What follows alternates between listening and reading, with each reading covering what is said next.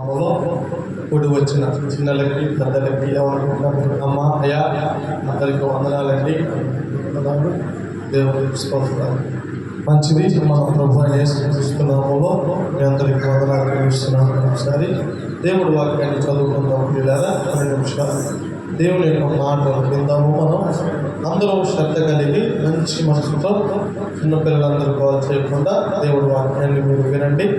రోజు మన ధ్యానాంశముగా పరిశుద్ధ గ్రంథమైన బైబిల్లో నుంచి నిర్గమకాండం అధ్యాయం 30 వచన భాగము 17 నుండి 4 వచన భాగాలు.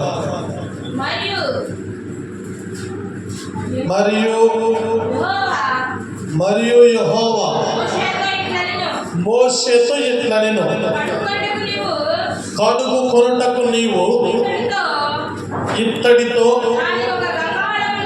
దానికి ఒక గంగాళమును ఇత్తడి పీఠమును చేసి ప్రత్యక్ష గుడారమునకు బలిపీఠమునకు నడుమ దానిని ఉంచి నీళ్లతో నింపవలెను. ఆ నీళ్లతో అహరోనును అతని కుమారులను తమ చేతులను కాళ్లను కడుక్కొనవలెను. ప్రత్యక్ష గుడారములోనికి వెళ్ళినప్పుడును సేవ చేసి యెహోవాకు హోమ ద్రవ్యము అర్పించుటకు బలిపీఠమునకు వచ్చినప్పుడును తాము చావక ఉండినట్లు నీళ్లతో కడుక్కొనవలెను. తాము చావకుండానట్లు తమ చేతులను కాళ్లను కడుక్కొనవలెను. అది వారికి అనగా అతనికి అతని సంతతికి 6 తలములకును నిత్యమైన కట్టడగా ఉండును. సరిపోతుంది. దేవుడు ఈ పరిశుద్ధ వాక్యమును మన వినికిడిలో దీవించి ఆశీర్వదించును గాక. ఆమేన్ చెప్పండి. హల్లెలూయా. మంచిది. మన ప్రభు అయిన యేసుక్రీస్తు నామములో మరొకసారి మీ అందరికి హృదయపూర్వకమైన వందనాలు చెల్లిస్తున్నానమ్మా. దేవుడు వాక్యాన్ని మనం విందాం ప్రియులారా. ఇందులో రాయబడిన మాట నిర్గమకాండము 30వ అధ్యాయము 17వ వచనం నుంచి 21వ వచనం వరకు, అంటే 4 వచనాలు చదువుకుందాం. ఎన్ని వచనాలు? 4 వచనాలు చదువుకుందాం. అక్కడ రాయబడిన మాట ప్రత్యక్ష గుడారమునకు బలిపీఠమునకు మధ్యలో ఇత్తడి గంగాళము ఒకటి ఉండవలెను. ఎందుకు ఇత్తడి గంగాళము ఉండవలెను? అది బలిపీఠానికి ప్రత్యక్ష గుడారానికి మధ్యలో ఎందుకు ఉండాలి? ఆవరణము వెలుపల ఉండొచ్చు కదా, ప్రత్యక్ష గుడారములో ఉండొచ్చు కదా. దేవుడు అహరోనుకి అతని కుమారులకి యాజక సమూహానికి నిత్యమైన కట్టడగా దానిని ఎందుకు నియమించను? వారు సేవ చేయనప్పుడు, బలిపీఠం యొద్దకు వచ్చినప్పుడు, గుడారంలోనికి వెళ్ళినప్పుడు వారు చావకుండా ఉండినట్లు వారికి ఇది నిత్యమైన కట్టడ. వారికి, వారి సంతానము వారికి తరతరములకు నిత్యమైన కట్టడగా ఉండును. గట్టిగా స్తోత్రం చెప్పండి. ఏమిటి గంగాళము? ఏమిటి ప్రత్యక్ష గుడారము? ఏమిటి బలిపీఠము? ఒక్కసారి ఆలోచన చేయండి ప్రియులారా. దేవుడి వాక్యం సెలవిస్తా ఉంది. బలిపీఠము దగ్గర యాజకులు, యాజకుని కుమారులు, వారి సంతానము సేవ చేయువారు చావకుండా ఉండినట్లు ప్రత్యక్ష గుడారానికి బలిపీఠానికి మధ్యలో అదిగదిగో ఒక ఇత్తడి గంగాళం ఉండాలి. గట్టిగా స్తోత్రం చెప్పండి. ఏ గంగాళం ఉండాలి? ఇత్తడి గంగాళం ఉండాలి. ప్రత్యక్ష గుడారంలోనేమో బంగారపు పోత పోసిన గోపస్తంభము, దీపవృక్షము, సన్నిధి రొట్టెల వల్ల బంగారం మొత్తం ప్రత్యక్ష గుడారంలో ఉంది. బలిపీఠము దగ్గరేమో కుంభకర్రతో చేసిన బలిపీఠము బయట ఉన్నది. దానికి దీనికి మధ్యలో ఇప్పుడు ఏమున్నది? ఇత్తడితో చేయబడిన బలిపీఠము. గట్టిగా స్తోత్రం చెప్పు. ఇత్తడితో చేయబడిన గంగాళం ఉన్నది. ఏమిటి ఈ గంగాళము? ఏమిటి దీని ఆత్మీయ అర్థము? దీనిలో నుంచి మనం ఏమి నేర్చుకోగలము? అసలు గంగాళం దేనికి సాదృశ్యం? హల్లెలూయా, హల్లెలూయా. మనుషులకు దేవులకు మధ్యవర్తి ఒక్కడే, ఆయన ప్రభు అయిన యేసుక్రీస్తు. దేవుడు ఒక్కడే, మనుషులకు దేవునికి మధ్యవర్తి కూడా ఒక్కడే, ఆయన ప్రభు అయిన యేసుక్రీస్తు. నువ్వు పరలోకం చేరాలంటున్నావు, నువ్వు ఛాయారూపమైన పరలోక రాజ్యంలో ఉండాలి అంటే నువ్వు ఛాయారూపమైన భూలోకంలో నువ్వు ఎలాగ ఉంటావు దేవుడు ఒక నిర్ణయాన్ని పెట్టాడు. అసలు గంగాళం అంటే ఏంటి, దాన్ని ఎలా చేశారు, దాని కొలతలు ఏంటి, దాని పరిణామం ఏంటి, దాని వెల్లడం ఏంటి, దాన్ని దేనితో నింపారు? తైలముతో నింపలేదు, నిప్పు కొలువులతో నింపలేదు, లేదా కోపమైనటువంటి సాంబ్రాణితో నింపలేదు, లేదా యాజకుడి ఎఫోదుతో నింపలేదు. యాజకుడు ప్రత్యక్ష ధనంలో వెళ్ళేటప్పుడు ఊరిము తూరిము అని చెప్పి 2 ధరించుకున్నాడు కవచాలు, వాటిని కూడా పెట్టలేదు అక్కడ. ఏం పెట్టాడు తెలుసా? గంగాళాన్ని దేనితో నింపారండి? నీళ్లతో నింపవలెను. దేనికన్నవి?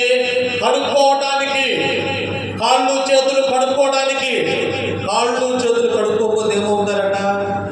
చెడిపోతారట. అయితే ఏమిటి ఇందులో ఉన్న వాక్య పఠనం ఏమిటి? ఈ గంగాళం యొక్క సాదృశ్యం ఏంటి? ఇందులో మనకి ఎవరు కనపడతారు? గంగాళం యొక్క పరిణామం ఏంటి?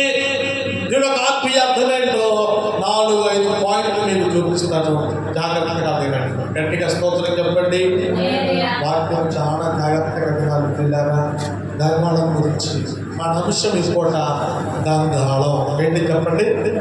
గంగాళం తెలుసా మీకు? మీరు చూశారు గంగాళాలు? మరొక కాలంలో నీళ్లు చేదుకోవడానికి గంగాళాలు ఉన్నాయి.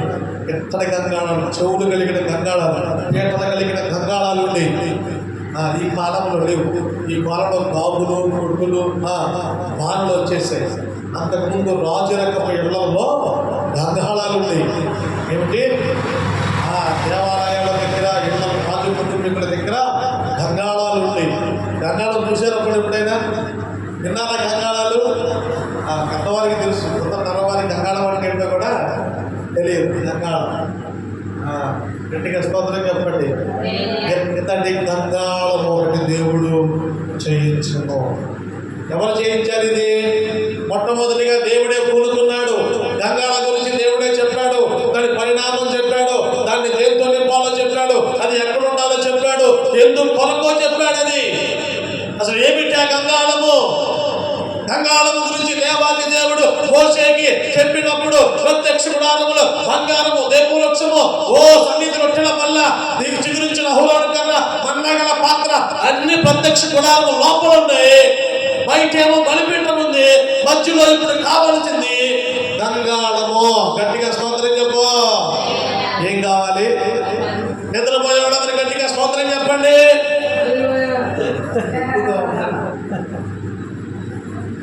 చక్కగా నిద్రపోతారు మాత్రం వాక్యం. ఎందుకంటే కోస్తాంధ్ర పడింది కదా ఈరోజు. అదే కాదు, కోస్తాంధ్ర ఉత్తరప్రదేశ్ వాలిపోతారు. గట్టిగా స్తోత్రం చెప్తారు. ఏమిటి ఆ గంగాళం? దేవుడు చేయించిన గంగాళం, దేవుడు చెప్పిన గంగాళం. ప్రత్యక్ష గుడారానికి బలిపీఠానికి మధ్యలో ఉన్నా కూడా గంగాళము ఏమిటి? నేలతో నింపబడిన గంగాళం. ఆ గంగాళంలో నుంచి ఆత్మీయమైన 5 పాఠాలు చెప్తారు, 5 అంశాలు, 5 పాయింట్లు చెప్తారు. చక్కగా రాసుకోండి. ఫస్ట్ పాయింట్, గంగాళము ఎత్తడితో చేయబడింది. దేనితో చేయబడింది? ఫస్ట్ ఎత్తడి దేనికి సాదృశ్యం? ఏమన్నా ఎత్తడి దేనికి సాదృశ్యం అంటే దేవుని యొక్క న్యాయ తీర్పుగది సాదృశ్యం. ఆ వాక్యాన్ని చూడండి. యెషయా ప్రవచన పుస్తకము 53వ అధ్యాయము 8వ వచనం. నాకు ఒక గ్లాస్ నీళ్లు పెడితే నేను సంతోషిస్తాను. వాక్యాన్ని చదవండి. అన్యాయపు తీర్పు నొందిన వాడు అతడు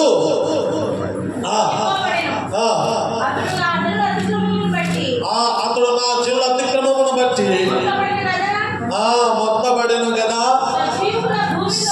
సజీవుల భూమిలో నుండి. గట్టిగా స్తోత్రం చెప్పండి. హల్లెలూయా. ఎత్తడి తీర్పునకు సాదృశ్యము. ఎత్తడి రాజపీఠాల దగ్గర ఉండేది. ఈ ఎత్తడి మనకి తీర్పునకు సాదృశ్యము. అయితే యేసు ప్రభు వారికి అన్యాయపు తీర్పు తీర్చబడింది. అన్యాయపు తీర్పు నొందిన వాడిగా అతడు ఎంచబడ్డాడు. భూమి మీద నుంచి ఆయన తీసివేయబడ్డాడు. ఎత్తడ గంగాళం అంటే ఏంటో తెలుసా? నీ జీవితంలో నీ కుటుంబంలో ఒకవేళ నీ అన్నదమ్ముల దగ్గర, అక్క చెల్లెల దగ్గర, నీ బంధు వర్గాల దగ్గర నీకు అన్యాయం జరిగిందేమో, అన్యాయంగా నీకు తీర్పు తీరుస్తున్నారేమో, నీ క్రియల బట్టి నీకు తీర్పు తీర్చేస్తున్నారేమో. ఏమైనా దేవుడు వాళ్ళరా ఎప్పుడు మీరు ఎవరికి తీర్పు తీర్చకండి. ఎందుకో తెలుసా? మీకు తీర్పు తీరవబడదు. మనం తీర్పు తీర్చకూడదు. నీ ఘనం ఇస్తే నేను తీర్పు తీరుస్తాను. తీర్పు తీర్చే తీర్పుని నీకు ఎవడో తీర్పు తీర్చడానికి దేవుడిగా తీర్పు తీర్చేది. ఇత్తడి గంగాళం అంటే తీర్పుకు సాదృశ్యము. నీ జీవితంలో అన్యాయం ఉండినా సరే, అక్రమం ఉండినా సరే, నీకు న్యాయం జరగకపోయినా సరే, దేవుడు ఏం చేస్తున్నాడో తెలుసా? ఇత్తడి అంటే తీర్పునకు సాదృశ్యము. గట్టిగా స్తోత్రం చెప్పు. నీ జీవితంలో కూర్చోబెట్టారు. మీరు ఎట్లా క్రమంగా పిల్లలు క్రమంగా పెట్టండి. గట్టిగా స్తోత్రం చెప్పు. గట్టిగా చెప్పు. హల్లెలూయా. కాబట్టి ఇత్తడి గంగాళం అంటే తీర్పునకు సాదృశ్యము. నీ కొరకు యేసు ప్రభువారు అన్యాయంగా తీర్పు నందాడు. నీ కొరకు ఒక నెలకొట్టబడ్డాడు. నీ కొరకు గాయపరచబడ్డాడు. నీ కొరకు ఆయన ఎన్నో హింసలు సహించాడు ఆయన. అందుకని ఈ లోకంలో ఎవరికి తీర్పు, వారు చెడ్డవారే కానీ, మంచివారే కానీ, కొద్దివారే కానీ, గొప్పవారే కానీ, ఎవరికి నువ్వు ఎప్పుడు కూడా తీర్పు తీర్చకూడదు. ఎందుకో తెలుసా?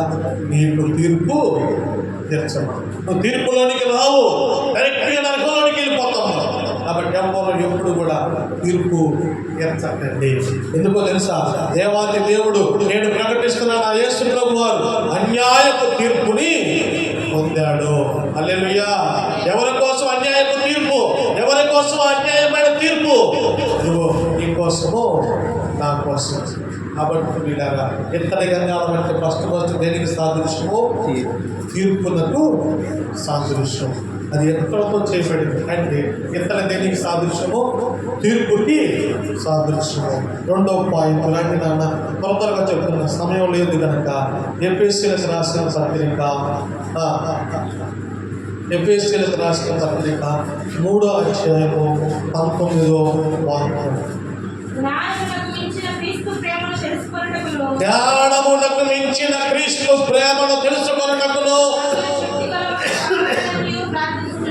ఏ శక్తి గలవారు? మళ్ళీ ఒకసారి చదవమ్మా. జ్ఞానమునకు మించిన క్రీస్తు ప్రేమను తెలుసుకొనుటకు తగిన శక్తి గలవారు కావాలని మిమ్మల్ని గట్టిగా స్తోత్రం చెప్పండి. వీళ్ళ శక్తికి మించింది జ్ఞానం. జ్ఞానకు మించిన శక్తి లేదు. అర్థమైందా? మీరు తగిన శక్తివంతులు కావాలని ప్రార్థన చేస్తున్నాం. నీ జ్ఞానం ఎక్కడ తెలుసా? భూ సంబంధమైన వాటిలో. తెలివితేటలు ఎక్కడ తెలుసా? ఫోన్లో, తెలివితేటల గేమ్లో, తెలివితేటల అనుమానంలో, వీటిలో కాదు. నీ తెలివితేటలో, నీ తెలివితేటలు బైబిల్లో ఉండాలి, ప్రార్థనలో ఉండాలి. తగిన శక్తివంతులు అవునట్లుగా మీరు ఉండవాలని నేను ప్రార్థన చేయించున్నాను. అంటే ఏంటో తెలుసా? సమస్త జ్ఞానానికి వచ్చిన దేవుడి ప్రేమ ఎటువంటిదో నువ్వు తెలుసుకో. హల్లెలూయా. అంటే రెండోదిగా గంగాళం దేవుడు చేయించాడు. అంటే ఏంటో తెలుసా? అది కొలతలు దేవుడు ప్రత్యక్షణం ప్రతి దానికి కొలత ఉంది. నలిపేయడానికి, గుండెలకి, నారాలకి, పైన కప్పిన మేకపోతు చర్మాన్ని, వెంట్రుకలు కూడా వాడే నారని కూడా దేవుడు కొలత చెప్పాడు. కానీ కొలత లేనిది బైబిల్లో ఏదైనా ఉందంటే అదేంటో తెలుసా? ఇదిగో ఈ గంగాళం ఒక్కటే. గట్టిగా స్తోత్రం చెప్పండి. గట్టిగా స్తోత్రం చెప్పండి. సమస్త జ్ఞానానికి మించిన క్రీస్తు ప్రేమ మీకు తెలియాలని, మీరు తగిన శక్తివంతులు కావాలని నేను మిమ్మల్ని గురించి ప్రార్థన చేయించు. అంటే ఏంటో తెలుసా? ఆయన ప్రేమకి కొలత లేదు నీ మీద. ఎంత అన్యాయం చేసినా, అక్రమం చేసినా, స్వార్థపూరితంగా నువ్వు ఉన్నా కానీ దేవుని కొలత లేని ప్రేమ ఆయన మన మీద చూపిస్తుంది. నేను లేని ప్రేమ చూపిస్తున్నాడు. పిల్లగా ఆ ప్రేమకు నీవు నేను మనందరూ కూడా పట్టభద్రులమై ఉన్నారు. బలిపీఠం అంటే ఏంటో తెలుసు, గంగాళం అంటే ఏంటో తెలుసు. రెండోదిగా కొలత లేదు. యేసు వారు ప్రేమ కూడా నీ మీద కొలతలేదు. ఈరోజు మందిరానికి వచ్చావు కాబట్టి నేను ప్రేమిస్తాను, రేపు రాలేదు కాబట్టి నేను ద్వేషిస్తాను అంటూ ప్రభు. ఈరోజు పాట పాడావు కాబట్టి ప్రేమిస్తాను, పాట పాడలేదు కాబట్టి నేను ద్వేషిస్తాను ఇప్పుడు ఆయన కొలత మనం తెలుసుకోలేదు ప్రభు. ఎందుకంటే ఆయన ప్రేమకి కొలతలు, ఆయన ప్రేమకి ఎంతెంత మనకి తెలియదు, ఆయన ప్రేమకు లోతు ఎంత మనకి తెలియదు, అది ఎంత విస్తారంగా ఉందో మనకి తెలియదు, అది ఏ మాటల్లో దొరుకుతుందో కూడా మనము గ్రహించలేదు. ఆయన మాటల కోసం, ఆయన ప్రేమ కోసం పరితపించేవాళ్ళు ఎంతమంది లేరని ఈ లోకంలో. ప్రేమ లేదని, ప్రేమ చూపించేవాడు లేరని, నన్ను కాదని వెళ్ళిపోయాడు, నిన్ను కాదని వెళ్ళిపోయేవాడు, ఏడ్చేవాడు, పెడమకులు పెట్టేవాడు, కోర్టులకు వెళ్ళేవాడు, కేసులు పెట్టేవాడు, చంపేవాళ్ళు, చంపుకునేవాళ్ళు, ఎందరో కారణం ఏంటి?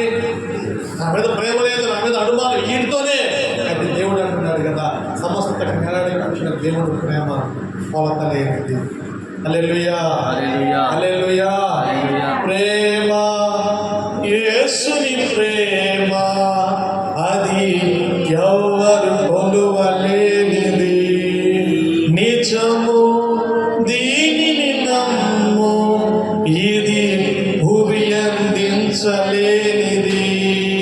ప్రేమ, యేసుని ప్రేమ, అది ఎవ్వరు కొలువలేనిది. నిజము దీనిని నమ్ము, ఇది భూమి అందించలేనిది. హల్లెలూయా. దేవుడి ప్రేమ కన్నా కొలతలేము. భార్య ప్రేమ మారిపోయిందట, భర్త ప్రేమ మారిపోయిందట, తల్లిదండ్రుల ప్రేమ ఒక గడిలో మారిపోయిందట. అయితే అన్నదమ్ముడు ప్రేమ అలా కొంతకాలమే ఉంటుందట. దేవుడి ప్రేమట అలా కాలం నిన్నుగా ప్రేమించేవాడు భూమి మీద ఉన్నాడంటే ఆయన ప్రభు అయిన యేసు క్రీస్తు ఒక్కడే. గట్టిగా స్తోత్రం చెప్పండి. Hallelujah. God's for you love. దేవుడు నిన్ను ప్రేమిస్తున్నాడు. అది ఒక ఫలమర్థమానం కాదు, హద్దులు కలిగిన ప్రేమ కాదు, అది మహాసముద్రాన్ని కూడా ఆర్పజాలనేది ప్రేమ జ్వాలలవి. అయినా యేసయ్యలో తప్ప ఇక ఎవ్వరిలో నీకు భూమి మీద కనపడవు. గట్టిగా స్తోత్రం చెప్పు. ఆయన పాపిని సైతం ఏం చేశాడట? పాపిని ప్రేమించాడు, పాపాన్ని ద్వేషించాడు. కాబట్టి నువ్వు ఏ స్థితిలో ఉన్నా కానీ నిన్ను ప్రేమించేవాడు ప్రభు అయిన యేసు క్రీస్తు. ఆ జ్ఞానం నీకు రావాలి, ఆ తెలివి మనకి కావాలి. దానికోసం మనం ప్రార్థన చేసుకోవాలి. ఎప్పుడైతే మనం చేసుకోమంటున్నామో, ఇదిగో గంగాళములకు ఒకటి ఇత్తడి అంటే దేనికి సాదృశ్యము? తీర్పునకు సాదృశ్యం. 2, గంగాళానికి దేవుడు కొలత పెట్టలేదు. అంటే ఏంటో తెలుసా? దేవుడు కొలత అనేది లేదు. 3వ గంగాళము అర్థము కలిగింది. ఏం కలిగింది? అర్థములు కలిగింది. అంటే పూర్వకాలంలో అర్థాలు లేవు, కానీ గంగాళానికి మాటేసిన తర్వాత పాలిష్ కొట్టేవాడు. పాలిష్ కొట్టిన తర్వాత మెరుస్తూ ఉంటుంది. అందులో రాజులు అర్థాలు చూసి అట్లా కూరుకుంటునేవాడు. అంటే అర్థము కలిగింది గంగాళం. అంటే దీనికి డెఫినేషన్, దీనికి సాదృశ్యం ఏంటో చెప్తున్నాను చూడండి. ఫిలిప్పీలకు రాసిన పత్రిక, లేదంటే కీర్తన గ్రంథం 90వ కీర్తన 8వ వాక్యం ఒక్కసారి చూడండి. అర్థము దేనికి సాదృశ్యం కనబడుతుంది.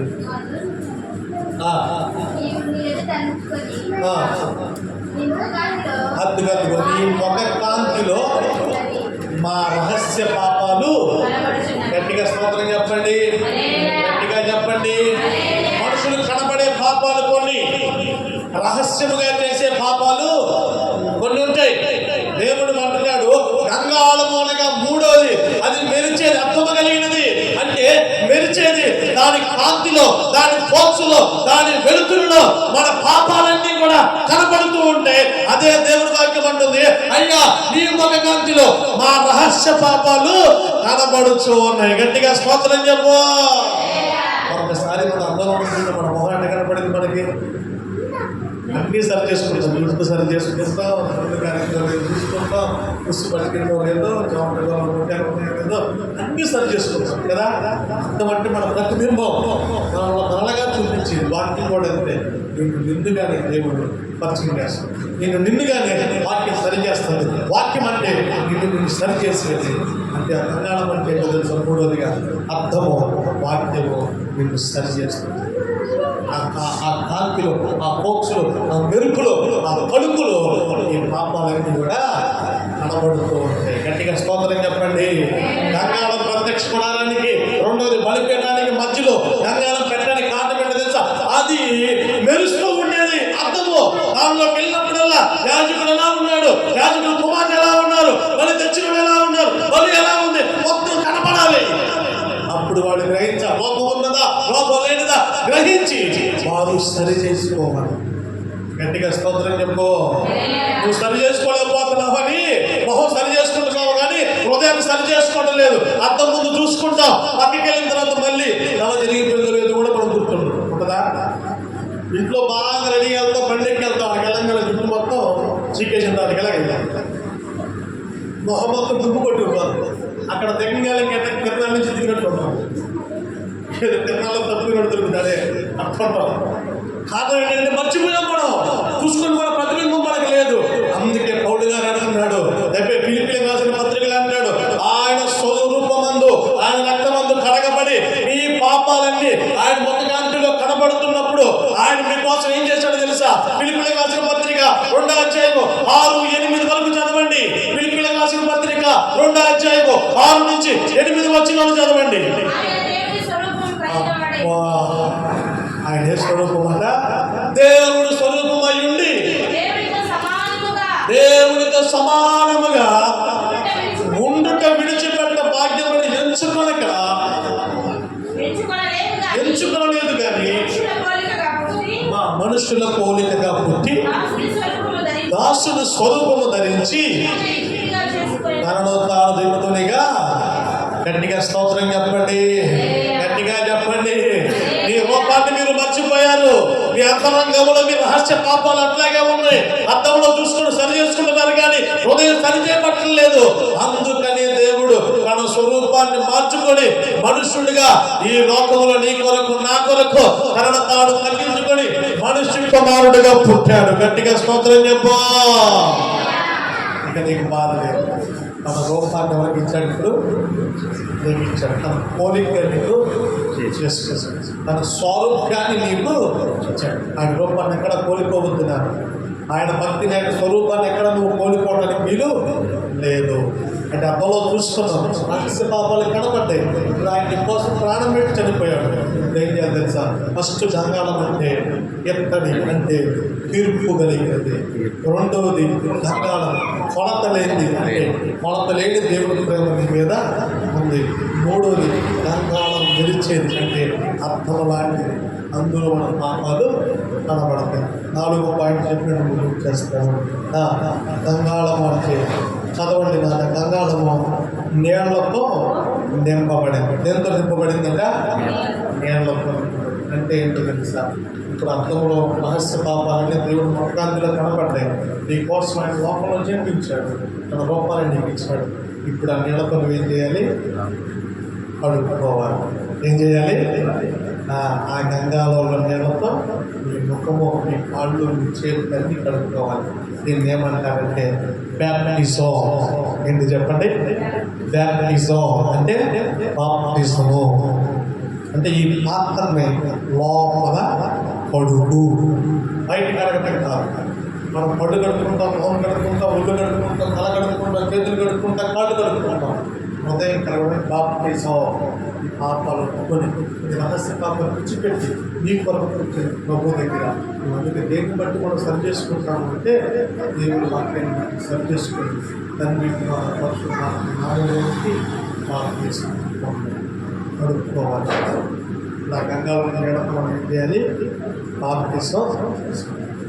బాప్టిజం అంటే మత మార్గం కాదు, కుల మార్గం కాదు, ఇంటి పేరు మార్చుకోవడం అంతకంటే కాదు. నీవు పాపని గ్రహించి నీ కోసం వేసుకొని పుట్టాడని, నీకు స్వార్థాన్ని ఇచ్చాడని నమ్మి ఆయన వేరంగా బాప్టిజం పొందండి. చివరికి ఒక వాక్యాన్ని చెప్పి నేను ముగించేస్తాను. 119వ కీర్తన 9వ వాక్యం. దేన్ని బట్టి మనం అతను శుద్ధి చేసుకుంటాము అంటే 119:9. దేని చేత మనుషులు తమ నడతను శుద్ధి చేసుకుంటారు? ఈ వాక్యమును బట్టి జాగ్రత్తగా చూచుకోవటం బట్టినే కదా. గట్టిగా స్తోత్రం చెప్పండి. దేవుడు వాక్యంలో ఉంది, గంగాళములో నీళ్లు ఉన్నాయి. అయితే ఇప్పుడు నువ్వు కడుక్కోవాలి. గంగాళంలో ఎన్ని పాత్రలు చెప్పానండి. ఫస్ట్ గంగాళంలో ఏముంది? తీర్పు, అంటే యేసుప్రభువు అన్యాయమైన తీర్పు పొందాడు. రెండోది గంగాళంలో ఏముంది?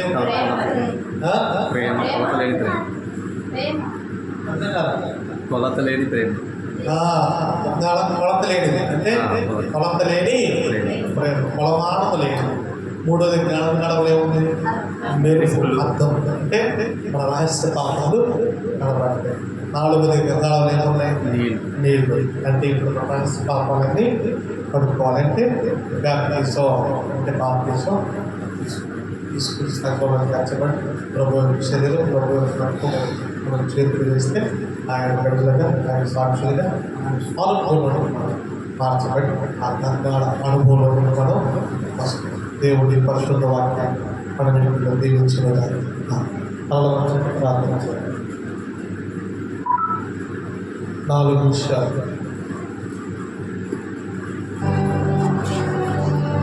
ఆయన కొలతలేని ప్రేమను ప్రేమిస్తున్నాడు. ఆయన అన్యాయపు తీర్పు నొందాడు. ఎంతటి అంటే తీర్పు, నీ కోసం ఆయన తీర్పు తీర్చబడ్డాడు. నీ పాపాల కోసం, నా పాపాల కోసం నలపట్టబడ్డాడు. ఆయన పాపం చేయలేదండి.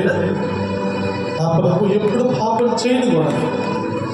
ఆయన ధారాళంగా ప్రేమించాడు. కొలత లేని ప్రేమ ప్రేమించాడు. ఆయన ఒక కాంతిలో రహస్య పాపాలు కనపడుచుడు. ఆయన గంగాళంలో నీళ్లు ఉన్నాయి. ఆయన రక్తం నీళ్ళగా మారించి మన తప్పులో పొడిచినప్పుడు దేవా ఎంత గొప్ప వాడివయ్యా, కొలత లేని ప్రేమతో నిన్ను ప్రేమిస్తున్నాడు. ఒకసారి మనందరం ప్రార్థించేద్దామా? ప్రభు సన్నిధిలో గంగాళం ప్రత్యక్ష గుడారానికి బలిపెట్టడానికి మధ్యలో ఉన్నది. దానిలో 4 భాగాలు ఉన్నాయి. ఒకటి ఎంతటితో చేయబడింది అంటే తీర్పు. నువ్వు చేసే క్రియలన్నిటికీ తీర్పు ఉంది. నువ్వు చేసే పనులకు తీర్పు ఉంది. తీర్పులోకి రాక దాటిపోవాలి అంటే యేసు రక్తంలో కడగాలి. అసలు తీర్పు తీర్చబడక మునిపి నరకానికి పోవాలి అంటే దేవుడిని ఎదురు పెట్టాడు. ఈ కొరకాన్ని తీర్పు తీర్చబడ్డాడు. అన్యాయపు తీర్పు నడిగాడు. రెండవదిగా ఎందుకని అన్యాయపు తీర్పు నడిగాడు? దేవుడు గంగాళానికి కొలత లేదు. గంగాళంలో కొలత లేదు, మెరుగుంది. గంగాళంలో నీళ్లు ఉన్నాయి. గంగాళం ఎక్కడితే అది కొలత లేదు. అంటే ఏంటి తెలుసా? కొలత లేని దేవుడి ప్రేమ, హద్దులు లేని ప్రేమ. స్వచ్ఛందంగా నిన్ను నిన్నుగా ప్రేమిస్తున్నాడు నా ప్రభు.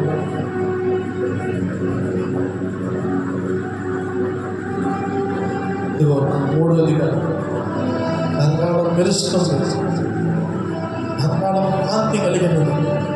ఎక్కడికి మనం తోమినప్పుడు మెరుస్తూ ఉంటాం, కళకళలాడుతూ ఉంటాం.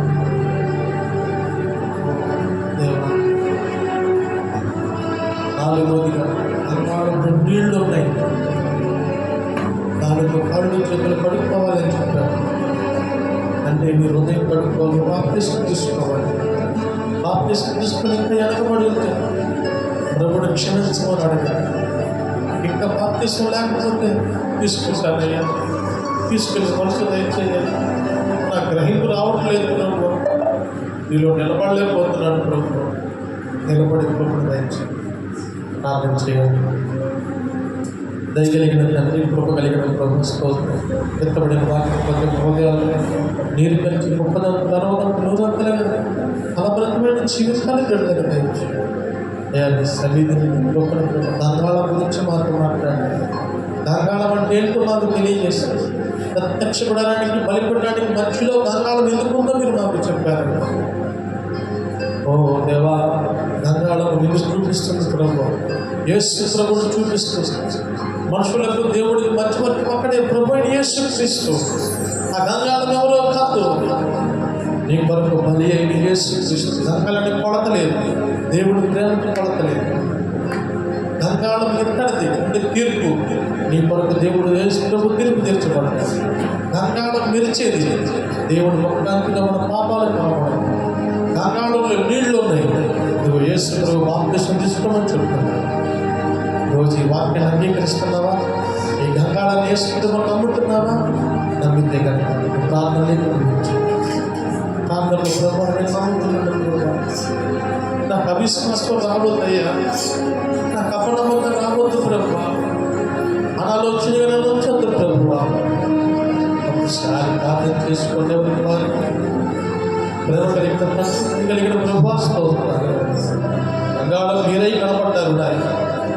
నిర్గమాండంలో ప్రత్యక్షుడు అరవ దగ్గర నువ్వు గంగాళంలో కనపడతావు కానా?